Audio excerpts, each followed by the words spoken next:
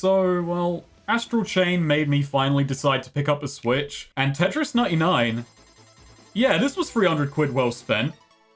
I am a proponent of the Battle Royale mode. I want it to do well. I want new spins on it. And lately we've seen titles that are carving out their own identity and paces in the genre. Tetris may seem like it should not gel, but on the contrary, it works. And it all seems so effortless. I am having so much fun. I mean, I love Tetris, and I have for the longest time, and while I've never been a T-spinning stack-wrecking monster, I can hold my own. And not only that, Tetris 99 is making me want to get there. It's not a brainless rush of speed and point scoring, though you can win like that, indeed I have. Instead, Tetris 99 adopts the Battle Royale format into a competitive puzzle game with a good degree of depth and elegance. Let's explore a round chronologically, breaking it down in relation to a match in a more typical Battle Royale. You have the early game drop and looting, the wall, and a final showdown.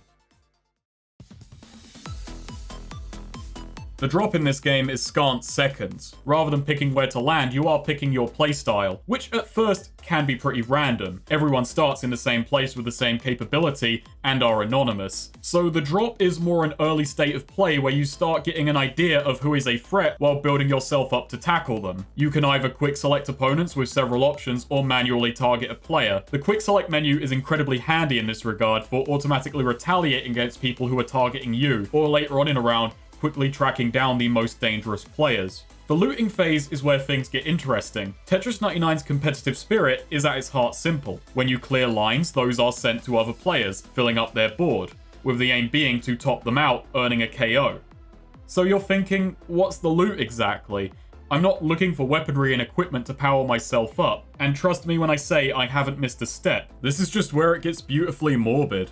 The loot is other players. KOs earn badges, which multiply the lines you send to other players for big clears, combos, and T-spins, making it so that earning further KOs is easier and further quickening the pace of the game. The early game scramble is to figure out who is weakened and try and land a killer blow, or at least win a duel or two if you want to play it safe and secure yourself for the mid-game. It's a lot like Agario. It's encouraged to get big, but with this comes drawbacks. Your badges are on display, and while it is incredibly risky, you can set yourself to automatically target the player with the highest badge count, though they will likely at that stage be set to defend themselves and will be an incredibly dangerous opponent, capable of hitting several others with really crippling stacks. Being Swole comes with strings attached.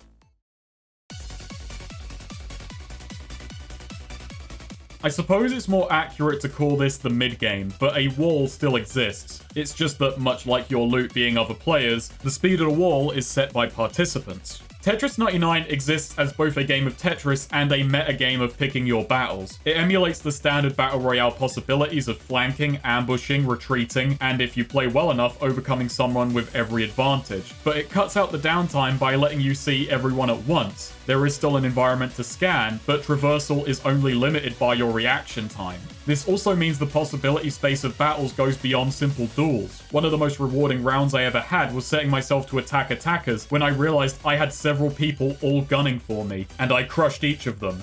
I won 4-on-1 Tetris. Those who didn't die ran away. And in doing so, I only left more dangerous than before I got challenged. And yeah, I'm bragging because nothing says outplayed like taking 4 people at once on Tetris. The wall is set as the number of players dwindles. As less people are in play and others collect badges, the already strongest players only start exerting greater pressure, and you are forced into conflicts more and more often with those people. The early game scramble was a tense race to ensure you had a strong hand to play.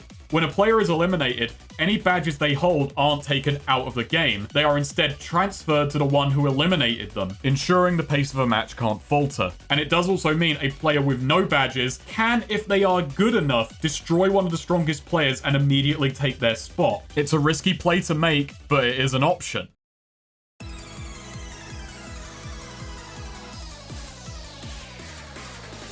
And well, it isn't just the players, this is still Tetris. Actual drop speed goes up as well. Tetris 99 does get around an issue a great many have with Battle Royales in that there is generally significant downtime, whereas Tetris 99 is always continually building pressure, both through external means of other players and internally as a standard game of Tetris. And what is really beautiful about all of this is as players fall off, it lets your attention naturally pivot over the course of a round between offense and defense. During the early game, due to leisurely speed and less badges in play, you can devote plenty of time to picking from plentiful targets, but by the end, you are only dealing with a small handful of players, which is handy because now you've got to think really damn fast. Don't take your eyes off of Tetris or you will die. You have no time at all to pick targets manually anymore, but there are less to pick, and this maintains a tense equilibrium. By the end of a round with less than 10 players remaining, everyone is in constant conflict. Everyone you face will be people who are not only loaded down with badges and thus very dangerous. To get here means that they can play standard Tetris at a decent skill level due to the pace of play.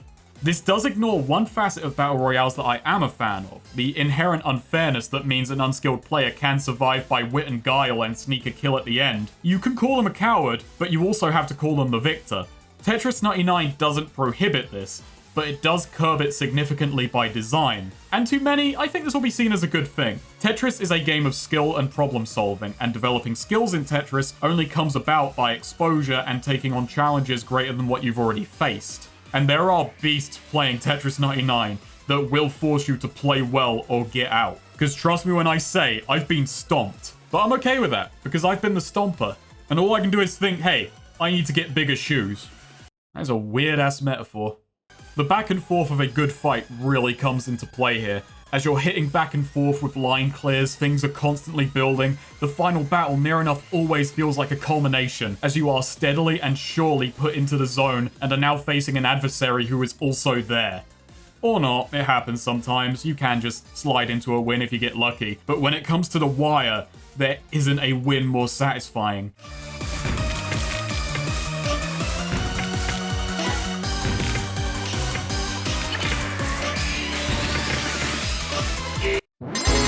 You just beat 99 people at Tetris, and that is so good. Yeah, I really love this game. It has just the right level of depth. It all flows together so effortlessly. It just puts you into that zone with gradually building intensity and music. It is a perfect adaptation of Battle Royale to a puzzle game format, taking what it needs to and trimming down where things don't quite fit. It still does allow for a lot of what I like about the genre, the possibility for stories, unique battle setups and strategies, but it also strengthens elements of the Battle Royale others could see as weak. It cuts down on downtime, rounds build up instead of waning, and final showdowns are intense not just because it's deciding a victor, it's intense because it culls the weaker players by design. It filters it to almost always ensure an actual climactic showdown.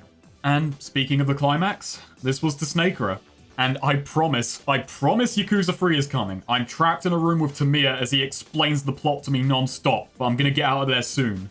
And to my patrons, and indeed anyone who watches, I thank you for your patience and support. If you want to support me further and gain access to scripts and bonus videos answering patron questions, please check my Patreon out. Trust me when I say I am at work on future videos of my more typical variety. Please remember to share this video around, and if you have a Switch, I shouldn't need to tell you this at this point, but give Tetris 99 a go. It's free with Switch Online, and Tetris is just so fucking cool. And now you can really show people what you got.